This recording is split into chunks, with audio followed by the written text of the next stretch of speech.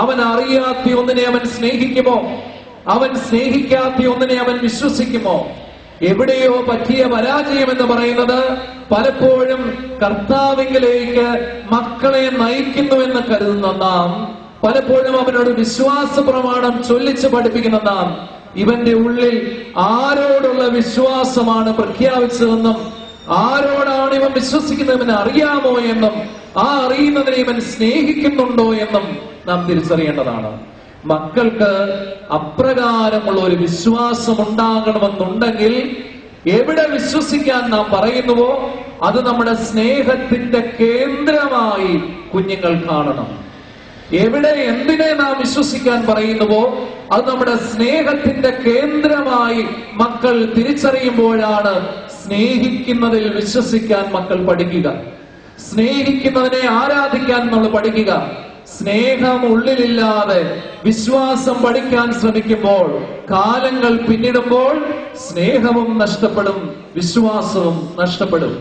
ഇന്ന് ചിലപ്പോഴെങ്കിലുമൊക്കെ ഇത്തരം ദുരന്തങ്ങൾക്ക് നമ്മൾ സാക്ഷികളാവുന്നുണ്ട്. മറ്റൊരു സംഭവം ഞാൻ ഓർമ്മിക്കുകയായിരുന്നു. ഏതാണ്ട് ഫസ്റ്റ് കസിൻസ് ആയിരുന്ന രണ്ടുപേര് നാട്ടിൽ നിന്ന് മറുനാട്ടിലേക്ക് തൊഴിൽ തേടി പോയ അവസരത്തില് അവിടെ ചെന്ന് അവർ ഒരുമിച്ച് ജീവിക്കേണ്ടി വന്ന ഒരു സാഹചര്യമുണ്ടായി. പ്രിയപ്പെട്ട സഹോദരങ്ങളെ, ഒരുമിച്ച് ജീവിക്കേണ്ടി വന്ന സാഹചര്യം നാട്ടിലുള്ളവർക്ക് അറിയില്ലായിരുന്നു. അവർ രണ്ടുപേരും ഇന്ന സ്ഥലത്ത് ജോലിക്ക് പോയി രണ്ടായിട്ടൊക്കെ താമസിക്കുന്നുവെന്നാണ് നാട്ടുകാർ കരുതിയത്. ഈ പോയവരൊട്ട് ഒരുമിച്ചാണ് താമസിക്കുന്നതെന്ന് വീട്ടുകാരോട് പറഞ്ഞിട്ടുമില്ല. കാലങ്ങൾ മുമ്പോട്ട് കടന്നുപോയി. സഹോദരിയും സഹോദരനുമായ ഇവരുടെ ബന്ധത്തിൽ പ്രണയം കലർന്നുകൂടി. അങ്ങനെ കലർന്നുകൂടിയ ബന്ധത്തിൽ നാളുകൾക്കകം ഭാര്യ ഭർത്താക്കന്മാരെ പോലെ ജീവിക്കാനുള്ള ഇടയുണ്ടായി. താമസിയാതെ പെൺകുട്ടി ഗർഭിണിയായി. അവിടെ ചെന്ന് ഏതാനും കാലങ്ങൾ കഴിഞ്ഞപ്പോൾ മുതൽ പെൺകുട്ടിയുടെ വീട്ടിൽ നിന്ന് അങ്ങോട്ടേക്ക് വിളിച്ചു ചോദിക്കാൻ തുടങ്ങി, എത്രയും പെട്ടെന്ന് വരണം, നല്ലൊരു കല്യാണം ഇവിടെ സെറ്റിലായിട്ടുണ്ട്, വേഗം നീ തിരിച്ചു വരണം. കല്യാണം സെറ്റിലായിട്ടുണ്ടെന്ന് പറഞ്ഞ സമയം മുതൽ ഈ പോയ രണ്ട് കസിൻസും അങ്ങോട്ടും ഇങ്ങോട്ടും പയ്യെ സ്വരച്ചേർച്ചയില്ലായ്മ തുടങ്ങി, അസ്വസ്ഥതകൾ തുടങ്ങി. ഞാൻ പറഞ്ഞതാണ് ഇങ്ങനൊന്നും വേണ്ടായിരുന്നെന്ന്, ഇങ്ങനൊരു ബന്ധം നമ്മുടെ ഇടയിൽ വേണ്ടായിരുന്നു, നമുക്ക് ഇങ്ങനെ കഴിയണ്ടായിരുന്നു, ഇനിയിപ്പോ നമ്മൾ എന്താണ് ചെയ്യുന്നത്? പ്രഗ്നന്റ് ആയി ഗർഭിണിയായിരിക്കുകയാണ്, ഏതാനും നാളുകൾ കൂടെ കഴിഞ്ഞാൽ ഇവിടെ പ്രസവിക്കും, എന്താണ് ചെയ്യേണ്ടത്? ഈ കുഞ്ഞിനെ കളയണമോ, ഒരുമിച്ച് ജീവിക്കണമോ, കളഞ്ഞാൽ എന്ത് ചെയ്യും? ഇപ്രകാരമുള്ള ചർച്ചകൾ ഇവരുടെ ഇടയിൽ സജീവമായി. പരസ്പരമുള്ള ആദ്യകാല സ്നേഹങ്ങളൊക്കെ നഷ്ടപ്പെടാൻ തുടങ്ങി. ആകെ അസ്വസ്ഥതയുടെ വക്കിൽ, ആശങ്കയുടെ മുൾമുനയിൽ ഈ രണ്ട് മക്കൾ ജീവിക്കാൻ തുടങ്ങി.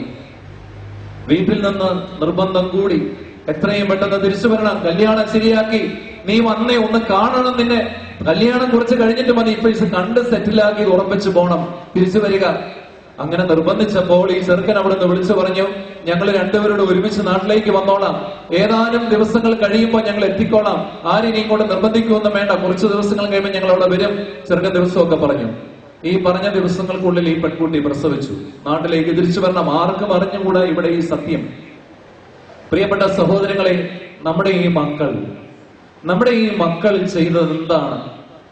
നാട്ടിലേക്ക് തിരിച്ചു വരാനായിട്ട് അവർ ഒരുങ്ങി, എല്ലാം തയ്യാറാക്കി, എല്ലാം ശരിയാക്കി.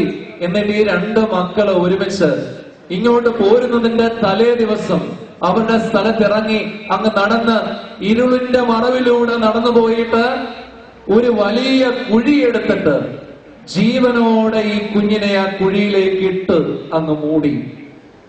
എന്നിട്ട് അവർ രണ്ടുപേരുടെ നാട്ടിൽ വന്നു. പെൺകുട്ടി കല്യാണം കഴിച്ചു.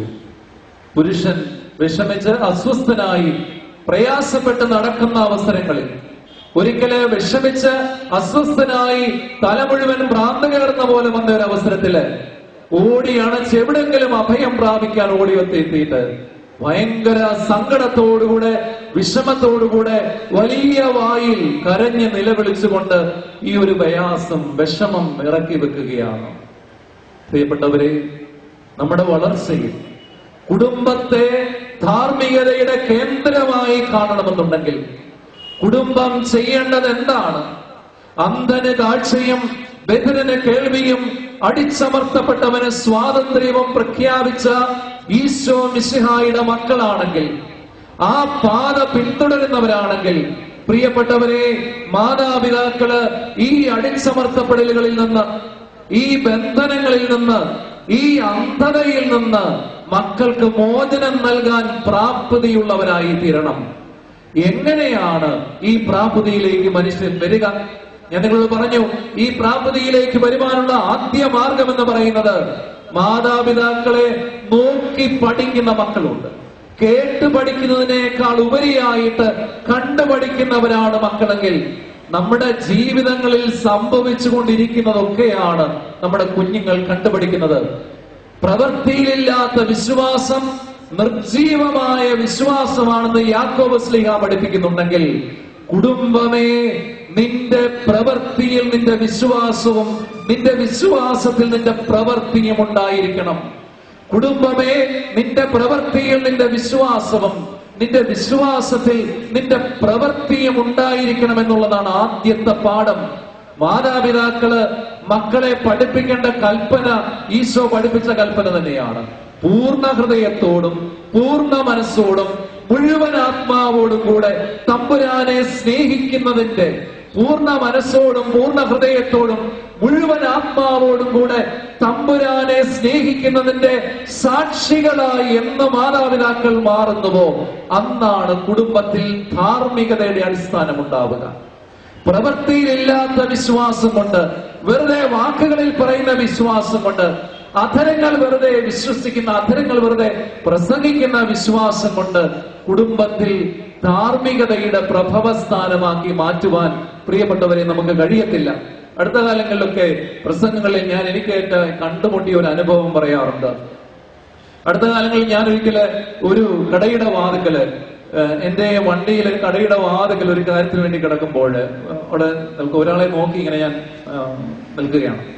ആ സമയത്ത് ഈ കടയിലേക്ക് ഒരു മനുഷ്യൻ, അന്ന് ശബരിമല സീസൺ നടന്നുകൊണ്ടിരിക്കുന്ന സമയമാണ്. അപ്പൊ അന്നൊരു മനുഷ്യൻ ഈ കടയിലേക്ക് ഓടി വന്നു. അയാൾ ഓടി വന്നിട്ട് ഈ കടയിലേക്ക് ഇറങ്ങിയിട്ട് വളരെ പെട്ടെന്ന് അയാൾ പറഞ്ഞു, ഒരു പഴം എന്ന് പറഞ്ഞിട്ട് അയാൾ ഒരു ഏത്തയ്ക്ക അവിടുന്ന് പിടിച്ചങ്ങ് ഇരിഞ്ഞു. തീർച്ചയായിട്ടും അയാൾ ഒരു ഷുഗർ രോഗിയായിരിക്കണം. കാരണം ഷുഗർ താന്നുപോയത് കൊണ്ട് പെട്ടെന്നുള്ള വെപ്രാളത്തിൽ ഓടി വന്ന് ഈ മനുഷ്യൻ ഈ ഏത്തയ്ക്ക പിടിച്ചിരിഞ്ഞതാണ്. അയാൾ ഈ ഏത്തയ്ക്ക അങ്ങ് കഴിച്ചു. ഈ ഏത്തയ്ക്ക കഴിച്ചു കഴിഞ്ഞിട്ട് ഈ മനുഷ്യൻ ചോദിക്കുകയാണ്, എത്ര രൂപയായി എന്ന് ചോദിച്ചു.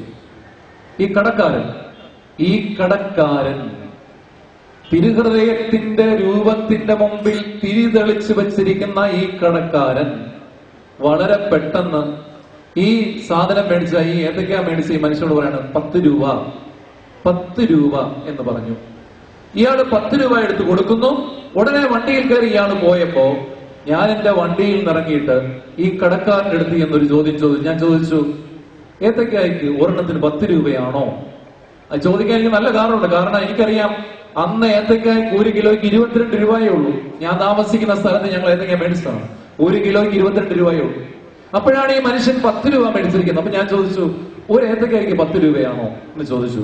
അപ്പൊ ഈ മനുഷ്യൻ എന്നോട് പറഞ്ഞ മറുപടി ഇതാണ്. മനുഷ്യൻ പറയുകയാണ്, എന്റെ അച്ഛാ, വല്ലപ്പോഴും ഒക്കെയല്ലേ കിട്ടുള്ളൂ, കിട്ടുമ്പോ അങ്ങ് മേടിക്കുക, അല്ലാതെ എടുക്കാനാണ്. വല്ലപ്പോഴും ഒക്കെയല്ലേ കിട്ടുള്ളൂ, കിട്ടുമ്പോ അങ്ങ് മേടിക്കുക, അല്ലാതെ എന്ത് ചെയ്യും? സങ്കീർത്തന പുസ്തകം 15-ാമത്തെ അധ്യായം ഇപ്രകാരം ചോദിച്ചു, കർത്താവിന്റെ കൂടാരത്തിൽ ആരാണ് വസിക്കുക? അവന്റെ വിശുദ്ധഗിരിയിൽ ആരാണ് വിശ്രമിക്കുക? കറകൂടാതെ ജീവിക്കുന്നവൻ, നീതി പ്രവർത്തിക്കുന്നവൻ, ഹൃദയത്തിൽ സത്യമുള്ളവൻ, നാവുകൊണ്ട് വഞ്ചിക്കാത്തവൻ, അയൽക്കാരനെതിരായ പ്രേരണയ്ക്ക് വഴങ്ങാത്തവൻ, കൈക്കൂലി വാങ്ങാത്തവൻ, കള്ള സത്യം പറയാത്തവൻ. പ്രിയപ്പെട്ട സഹോദരങ്ങളെ, കുടുംബം ദൈവം വസിക്കുന്ന ഇടമാണെങ്കിൽ, ദൈവീകതയാണ് കുടുംബത്തിലെ ധാർമ്മികതയെങ്കിൽ, ദൈവം വസിക്കുന്ന ഇടമായി കുടുംബം രൂപപ്പെടണമെങ്കിൽ ഈ 10 രൂപയ്ക്ക് ഒരു ഏത്തയ്ക്ക വിറ്റ മനുഷ്യന്റെ വീടിന്റെ ഉള്ളിൽ എന്ത് ദൈവീകതയാണ് വസിക്കുക? ഈ 10 രൂപയ്ക്ക് ഏത്തയ്ക്ക വിറ്റ മനുഷ്യന്റെ ഉള്ളിൽ നിന്ന് മകനിലേക്ക് എന്ത് ദൈവികതയാണ് പരിവർത്തനം ചെയ്യപ്പെടുക? ഏത് ദൈവികതയാണ് ഈ മനുഷ്യൻ മക്കളിലേക്ക് പങ്കുവെക്കുന്നത്? പ്രിയപ്പെട്ടവരെ, അതുകൊണ്ട് ധാർമ്മികത എന്ന് പറയുമ്പോൾ ഉടനെ ഓടിച്ചാടി ലൈംഗികതയുടെ അരാജകത്വം എന്ന് പറഞ്ഞിട്ട് നമ്മൾ അതിലേക്കൊന്നും പോകുന്നില്ല എന്ന് പറഞ്ഞുകൊണ്ട് നമ്മളെ രക്ഷപ്പെട്ടു എന്ന് വിചാരിക്കരുത്. ഇന്ന് ദീപിക പത്രത്തില് നമ്മുടെ ബോബി അച്ഛൻ നോമ്പുകാല ചിന്തകൾ തന്നിട്ടുണ്ട്. ഈ നോമ്പുകാല ചിന്തകൾ തന്നിരിക്കുന്നതിന്റെ സമാപന വാക്യം വളരെ പ്രസക്തമായിട്ട് എനിക്ക് തോന്നി.